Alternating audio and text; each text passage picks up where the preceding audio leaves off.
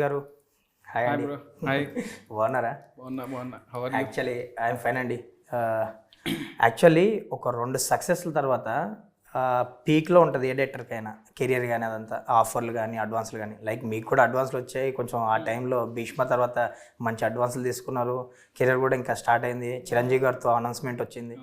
అంటే ఒక టాప్ లీగ్లోకి వెళ్ళిపోతున్నాడు వెంకీ కుటుంబం అనే టైంకి మళ్ళీ అది క్యాన్సిల్ అవ్వడం, మళ్ళీ గ్యాప్ తీసుకోవడం, ఫైనల్గా 5 years తర్వాత మళ్ళీ నితిన్ గారితో రాబిన్హుడ్తో ఈ సినిమాతో వస్తున్నాం. సో ఇంత గ్యాప్ ఏంటి బ్యాక్ టు బ్యాక్ సక్సెస్ తర్వాత? అంటే బేసిక్ ఏంటంటే కొన్ని అన్నీ మనం అనుకున్నట్టు జరగవు. నాకు ఏది ఇప్పుడు ఎంఎస్ ధోని సినిమా ఉంది చూసారా? ఎంఎస్ ధోని సినిమా బయోపిక్లో కూడా, ఆ సినిమాలో కూడా అలాగే మీరు చూస్తే బాగా ఆడుంటాడు, మళ్ళీ మధ్యలో చిన్న గ్యాప్ వస్తే మళ్ళీ ఆడతాడు. సో డెఫినెట్గా ఏంటంటే మనం కంటిన్యూస్గా కష్టపడతా ఉంటే వచ్చే సక్సెస్ 100% వస్తుందని నమ్ముతాను నేను. అండ్ మీరు అన్నదానికి ఏంటంటే నేను చిరంజీవి గారు డై హార్డ్ ఫ్యాన్ అండి. అసలు అంటే ఇక నేను సినిమాల్లోకి రావడానికి రీజన్ ఎవరైనా ఉన్నారంటే ఆయనే. చిన్నప్పటి నుంచి పోస్టర్లు కట్టడం, బ్యానర్లు కట్టడం అని రెండు, అసలు ఆయనతో లైఫ్లో ఒక ఫోటో ఉంటే చాలు అనుకున్నా. అలాంటిది ఆయనతో సినిమా చేసే అవకాశం వచ్చింది. నేను బాగా ఓవర్ అంబిషియస్గా రాసుకున్నా కదా. అంటే చాలా అంటే ఎక్సైట్మెంట్లో అసలు అంటే ఇక లైఫ్లో ఇదే రా ఛాన్స్ మనకి. అంతే కదా, పైగా సినిమాకి వచ్చింది మీకు. అవును, రాసుకున్నా కానీ ఎక్కడో సార్ కూడా ఎగ్జైట్ అవ్వలేదు దానికి. అవును, స్టోరీ నచ్చలేదా? ఎగ్జైట్ అవ్వలేదు. పాయింట్ ఎగ్జైట్ అయ్యారు, బట్ ఎక్కడో విధానంలో ఆయన ఎగ్జైట్ అవ్వలేదు.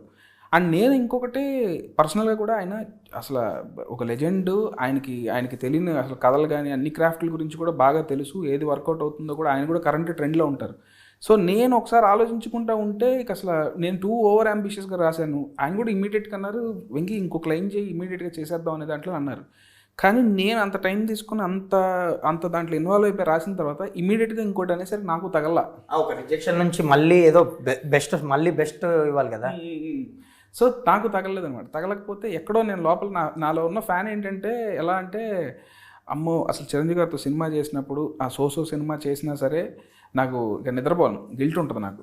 అసలు లేదు అంటే వస్తే తీస్తే అది ఏం తీసాడు సినిమా, వేరే లెవెల్లో చూపించాడు చిరంజీవి గారిని అనే ఫీలింగే ఉండాలని ఇంక సార్తో కూడా అన్నా. సార్ ఎక్కడో స్టక్ అయిపోయింది సార్ అని అంటే, ఏం చేద్దాం అంటో చెప్పాను. సార్ ఒక్క సినిమా చేసుకొని వస్తాను అని అంటే అసలు ఆయన వెరీ హ్యాపీగా, అసలు ఏం పర్లేదు నేను ఎప్పుడు ఉంటాను, నువ్వు హ్యాపీగా చేసుకురా, ఈసారి మంచికి ఇంకొక రకమైన కలుతోరా, డెఫినెట్గా చేద్దాం అనే దాంట్లోనే పాపం ఆయన. ఇంకోటి ఆయన ఎంత సపోర్ట్ అని అంటే ఇప్పటికీ అప్పుడప్పుడు మెసేజ్ చేస్తారు.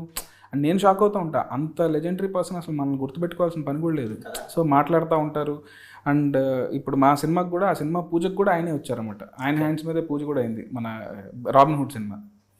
సో ఆ ర్యాప్ రిలేషన్షిప్ అలాగే ఉంది. 100% ఖచ్చితంగా చేస్తానండి. నాకు తెలిసి ఇప్పుడు అదే ఒక సినిమా చేస్తాను నెక్స్ట్ ఉండొచ్చా చిరంజీవి గారు? నేను అంటే నా దగ్గర 2-3 ఐడియాలు ఉన్నాయండి. నాకు ఈ గ్యాప్లో నేను నేర్చుకుంది ఏంటంటే, ఫస్ట్ ఐడియాలు మంచిగా డెవలప్ చేసి పెట్టుకుంటే అది సో నాకు టైం అసలు ఐడియా రావడానికి టైం పట్టుద్ది బాగా. బేసిక్గా ఇలాంటి కాంబినేషన్లు, ఇంత పెద్ద కాంబినేషన్లు అనేవి ఇప్పుడు లైక్ అనౌన్స్మెంట్ ముందే ఒక స్టోరీ చెప్పి ఎగ్జైట్ అయ్యి ఓకే అయితేనే అనౌన్స్మెంట్ వస్తుంది, లేదంటే ఆ న్యూస్ బయటకు వస్తుంది కదా. సో అనౌన్స్మెంట్ వచ్చాక ఏంటి అంటే ఐడియా పరంగా బాగుందని అనుకున్నామండి. కానీ వెళ్ళే దారిలోకి వెళ్ళేసరికి ఫస్ట్ ఆఫ్ ఆల్ ఆయన ఎగ్జైట్ అవ్వాలి, ప్రొడ్యూసర్ ఎగ్జైట్ అవ్వాలి, డైరెక్టర్ ఎగ్జైట్ అవ్వాలి. ఈ ముగ్గురు బాగా ఎగ్జైట్ అయితేనే సినిమా బాగుంటుందండి.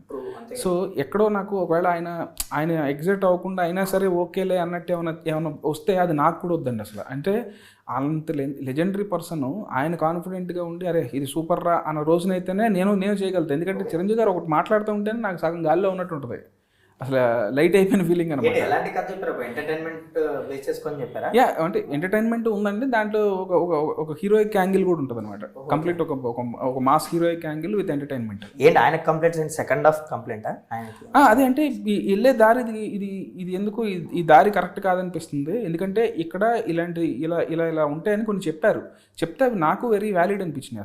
అసలు ఆయనతో డిస్కషన్ ఏంటంటే, మనం అనుకుంటాం కానీ అసలు అమ్మో చిరంజీవి గారు అసలు ఆయన దగ్గర మనం మాట్లాడగలుగుతాం ఏదో అని. ఆయన అసలు ఫస్ట్ కూర్చొని మనల్ని మాట్లాడమంటారు. అసలు చాలా ఈజ్ ఆఫ్ చేస్తారు. అసలు ఆయన ఫస్ట్ ఏంటంటే చిరంజీవి గారికి ఆయన చిరంజీవి గారు అని తెలియదు, ఆయన నార్మల్ పర్సన్ అనుకుంటారు. మనకి తెలుస్తుంది మనం వెళ్ళినప్పుడు ఆరా వెళ్ళినప్పుడు అసలు లోపలికి వెళ్తుంటే నాకైతే అసలు ఏంటి అసలు చిన్నప్పటి నుంచి చూసి ఈయన పక్కన బ్యానర్లో మనం ఎక్కడో పక్కన ఫోటో వేసుకునేవాళ్ళం, ఇప్పుడు ఆయన ముందు కూర్చుంటున్నాం అనే ఫీలింగ్ ఉంటుంది కదా, ఆ ఫీలింగ్ వేరు అసలు. కానీ అక్కడికి వెళ్ళిన తర్వాత నేను అనుకుంటుంటాను సార్ అసలు మీరు చిరంజీవి గారు అనే విషయం మీకు తెలుసా అని లోపల అనుకుంటూ ఉంటాను అనమాట.